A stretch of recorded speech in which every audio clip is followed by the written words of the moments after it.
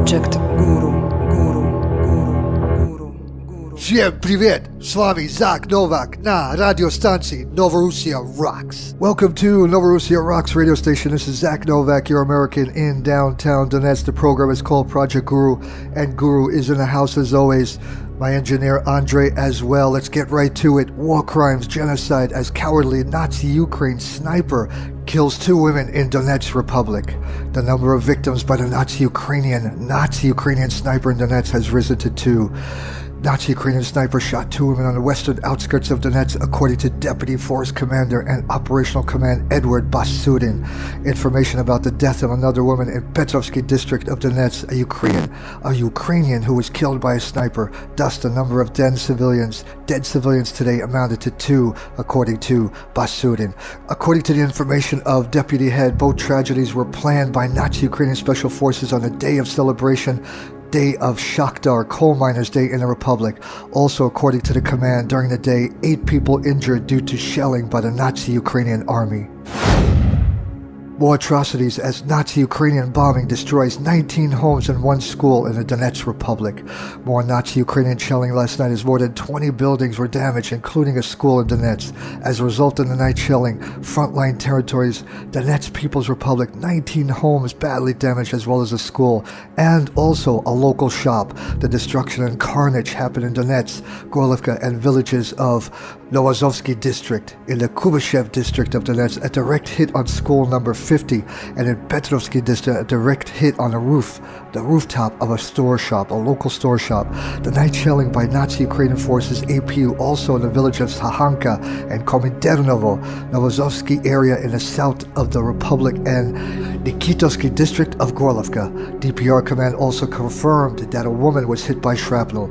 Also earlier today, a source in the state security agency reported as a result of night shelling, 3 civilians badly injured in Gorlovka and Donetsk. Reports also of heavy damage and also recorded in Yasinovata heavy damages, where inspection team of the representatives of OSCE and DPR Operational Command arrived. Andre, this for you. Interpol rejects Ukraine junta request to put the heads of Donetsk and Lugansk republics on wanted list. Interpol has rebuffed Ukraine's request to put the heads of Donetsk and Lugansk People's Republics, DPR, LPR, Alexander Sakhachenko and Igor Plotnitsky on the wanted list. The chief of Interpol's office in Ukraine, Vasily Levoya, has told Ukraine's Sigonia online edition the requests were sent, but they were rejected. Levoya added that the refusal is linked to the political component. Interpol does not call into question the seriousness of the accusations. That is very important.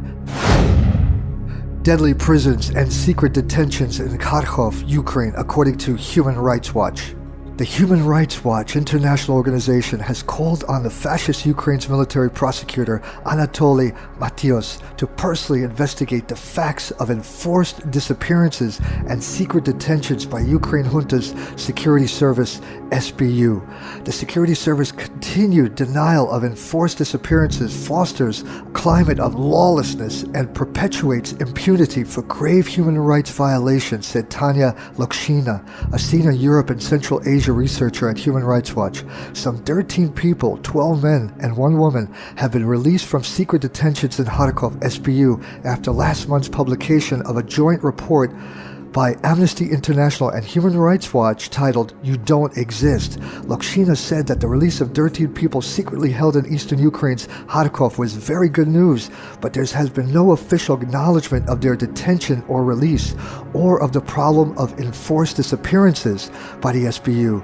The new information shows that at least 5 victims of enforced disappearances remain in secret detention at the SBU in Kharkov. 3 of the 5 people still in Kharkov Security Service headquarters have been held there for more than 17 months. We are concerned about the safety of these 3 people, especially as they have been threatened with repercussions of speaking up about their secret detention, Lokshina said. Ukraine's military prosecutor should ensure their safety and protect them from harassment, intimidation by the Ukrainian law enforcement agencies.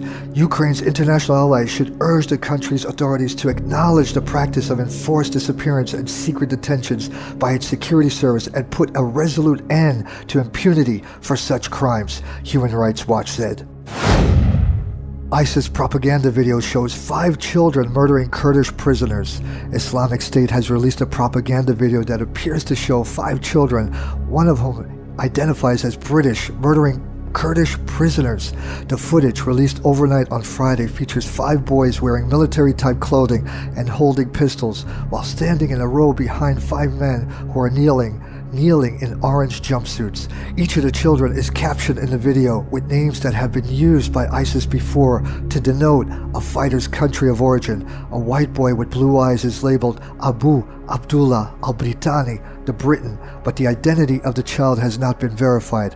A child captioned Abul al-Bada al-Tunis, the Tunisian, addresses the men, apparently Kurdish fighters, promising more violence, according to the BBC. The other children are said to be Abu Ishaq al-Masri, the Egyptian, Abu Fawad al-Khudi, the Kurd, and Yusuf al-Uzbaki, the Uzbek. It is not known where the video was filmed. In February, ISIS released a video purportedly showing a young British boy thought to be 4 years old, Issa Dare, blowing up a car and killing 3 prisoners inside. He is the son of the Muslim extremist Grace Kadia Dare from Lewisham, southeast London, who traveled to Syria in 2012. More provocations by the Obama regime and puppets South Korea as comrades North Korea threaten to destroy lightning equipment. North Korea on Saturday threatened to aim fire at lightning equipment used by provocative American and South Korean troops at a truce village inside the demilitarized zone DMZ that divides the two Koreas. The North Korean People Army KPA accused U.S. and South Korean puppet soldiers of deliberate provocations by aiming their lights at North Korean guard posts at Panmunjom since Friday evening. The KPA said in a statement that the soldiers' actions had seriously threatened the safety of North Korean troops and disrupted normal monitoring activities. It said the activities had further raised the anger of North Korean soldiers at a time when the Korean peninsula, listen to this, has reached the brink of war due to last Monday's start of annual joint military drills between the U.S. and puppet South Korea. Pyongyang says the drills are an invasion rehearsal. Floodlight directed at the KPA side at random is taken as an intolerable means of provocation and will be the target of merciless pinpoint shots, the KPA's chief security officer at Panmunjom said in a statement carried by the North Korean state media. The true aim sought by the provocators through their recent act is to seriously get on the nerves of the KPA soldiers, lead them to take due countermeasures and label them as provocation. The puppet South Korea Defense Ministry did not immediately respond to a request for comment. The statement by North Korea's military came hours after the UN Security Council issued a statement strongly condemning 4 North Korean ballistic missile launches in July and August. On Tuesday, the American-led UN command in South Korea accused North Korea of planting landmines near the truce village Panmunjom, jointly overseen by North Korean UN command, is where an armistice that ended in 1950-53 Korean War was signed and is now a popular tourist spot for visitors from both sides. Under the Korean War armistice, the two sides are barred from carrying out any hostile acts within or across the 2.5-mile wide DMZ. They have accused each other of deploying machine guns and other heavy weapons and combat troops inside the zone. According to Pentagon officials, Turkey's war with Kurdish YPG is unacceptable. More complications for the Obama regime. Turkey's invasion of northern Syria last week added dramatically to the complexity of America's involvement in the Syrian war, which already saw a substantial number of different U.S.-backed groups that are at one another's throats grow substantially with the introduction of Turkish military forces in close proximity to the Kurdish YPG. While Turkey and their affiliated militias captured the ISIS city of Jarablus at the border, it wasn't long before they were sacking Kurdish villages and engaging in direct fighting with the YPG over territory along the Euphrates River. Turkish officials have made no bones about this being the primary goal of the campaign.